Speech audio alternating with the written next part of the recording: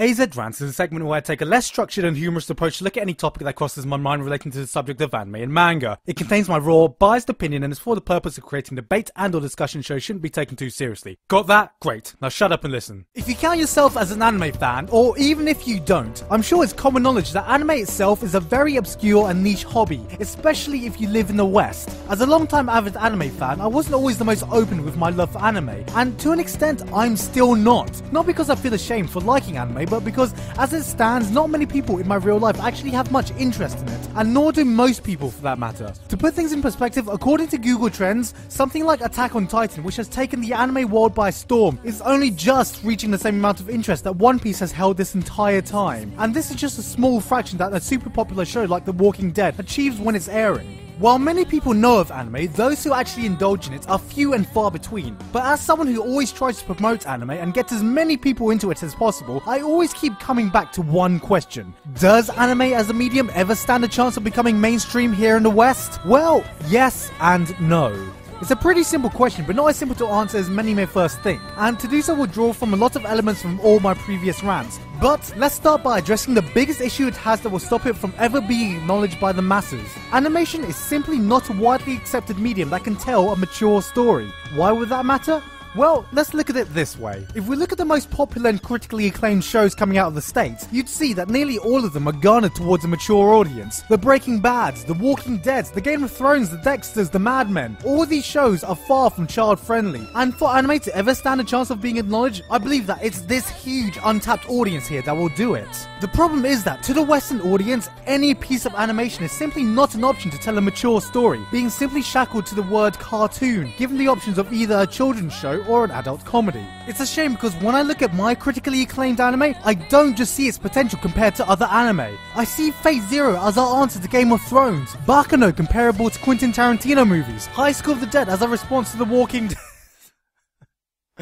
Okay, but seriously. Anime has proven itself time and time again that it can tell a mature story, and has arguably some of the best examples of mature animation out there, but in all honesty also has its own childish image to contend with over here. All this roots back to the time of the anime boom in the early 2000s, the time when Pokemon ruled the world. Girls were looking up to their Sailor Moons, and guys were getting hyped on their Dragon Ball Zs. The closest anime ever comes to being mainstream is normally through a 4Kids dub of a children's show, or through a popular shonen which only further cements the childish image that it's given. Though, let's not forget the other quite big image that it has to deal with. Anime is weird.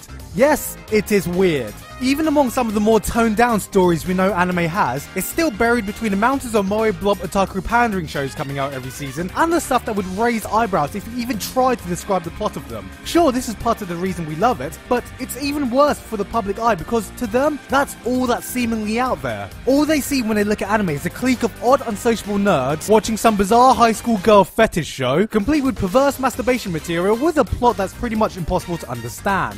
The public image for anime isn't the greatest, and it's pretty much the same image that hardcore gamers or Star Trek fans had to deal with in the past. And for anime to stand any chance of becoming mainstream, it needs to break out of this preconception the public has of it. And to be honest, I'm not sure if it can yet. Unless we get super lucky and have something like Attack on Titan air on HBO, or Wolf Children get super popular in theaters, we need to look at anime as a whole. As much as we would like to think that there are anime for all ages, honestly, it's not as mature as we make it out to be. Yes, the image of cartoons is highly inaccurate for the diverse medium that anime is, but in terms of primary demographic, it's still mostly for teenagers. It's a rarity for anime to not be set in high school or have high school age characters for their protagonists. Fan service, as I pointed out in my previous rant, is more glorified and plentiful than it ever was, and the genre that is by far the most popular is still the shonen genre. Even in terms of movies, there isn't really anything that can match the top critically acclaimed stuff that Hollywood offers, unless it just falls back to the family-friendly Disney-esque type films, which doesn't really change any preconceptions about animation as a medium of storytelling. As it stands, anime is just not mature enough yet to break out of its pre-existing image of the general populace. There's still too much reliance on stories that revolve around high school, gratuitous fan service in abundance, not enough anime that could appeal to the mature audience, and one Attack on Titan isn't going to change the mass opinion alone. Anime simply is not ready yet.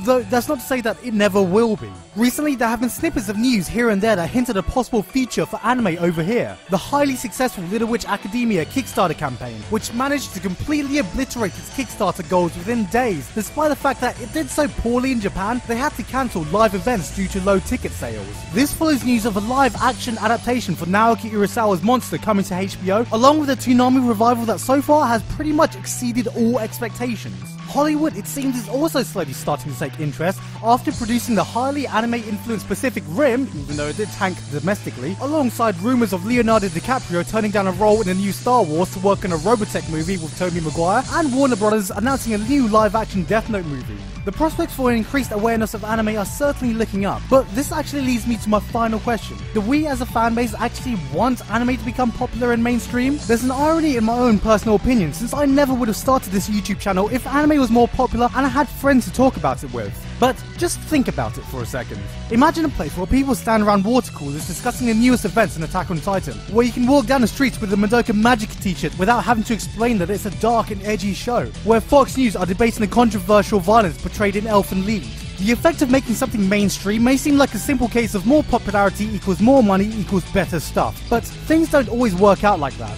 If we look at another part of nerd culture that has become mainstream, gaming, we see that the popularity spike didn't mean that independent artists were allowed more creative freedom to do what they wanted, but instead we now see the control of select multi-billion megacorporations funding the same gritty realistic war shooters every year to fit within their business models, while arguably the majority of the creative stuff is coming from the little guys. Sure, there are still some great stuff coming out, but what kind of change would anime see if it were to become popular? Right now, we are a cult, a niche fan base within an already niche part of geek culture, and while there are plenty of plus sides to finding out that our strange little hobby has suddenly exploded in popularity and is now understood by the masses, we would lose the uniqueness we shared when this was just some obscure little thing that was only appreciated by other people like you. Yes, it's filled with strange archetypes and tropes that put other people off, but it's these characteristics that we all love about anime. As much as I complain about the cliches and tropes of anime sometimes, if I stay away from it for too long, I secretly crave it. I want my tsunderes, my insane shonen power-ups, my short high school skirts. And while it may be great for the medium we love to be acknowledged by the masses, is it worth it at a cost of watering down these characteristics that drew us to the medium in the first place? Would it change a lot from the thing that we know and love at this moment? And would the fan base we're in now change from the people in this little corner of geekdom we're all connected with? So, I'm asking you guys now, do you want anime to become mainstream? Leave a comment or video response for your chance to get featured in my next rant. Anyway, that's it for me now though, so with your response to my last rant, what do you think about fan service in anime? Fan service. A topic that makes many female anime fans groan in disgust as they rant and rave about how degrading it is to anime, not to mention women in general, and how it's the most evil thing in the entire world, which must be. Hey guys, Giguk here. Now, you may notice I'm somewhere different today, and well, that's because I'm on holiday in Thailand. Why am I in Thailand? Well, because I'm Asian and Thai. Yeah, if you enjoyed this rant, well, be sure to check out my other rants and a featured video for some more interesting discussion videos. And as always, you can find me on Facebook and Twitter in the description below. Anyway, that's it for me now though, so I'm still waiting on my voice actors for Averidge 4.0, so that'll be out later. But until then, I've been Giguk, and I'll see you all next time.